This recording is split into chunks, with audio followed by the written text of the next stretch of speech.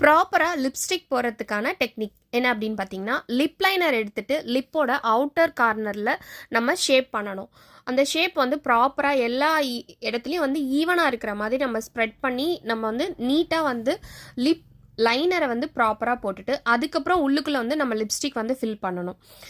இப்போ வந்து நான் வந்து க்ரீம் பேஸ்ல இருக்கிற மாதிரியான ஒரு லிப்ஸ்டிக் வந்து நான் போடுறேன். அவங்களுக்கு வந்து அது லாங் ஸ்டேவா இருக்கிறதுக்காக நான் ஐ ஷேடோ பேலட்ல இருந்து அதே கலர்ல நான் ஒரு ஐ ஷேடோ வந்து லைட்டா டச் பண்ணி அதில வந்து டேப் பண்றேன். அப்போ வந்து அவங்களுக்கு ஒரு மேட் லுக்கும் கிடைக்கும். லிப்ஸ்டிக் வந்து லாங் ஸ்டேவ்லயும் இருக்கும்.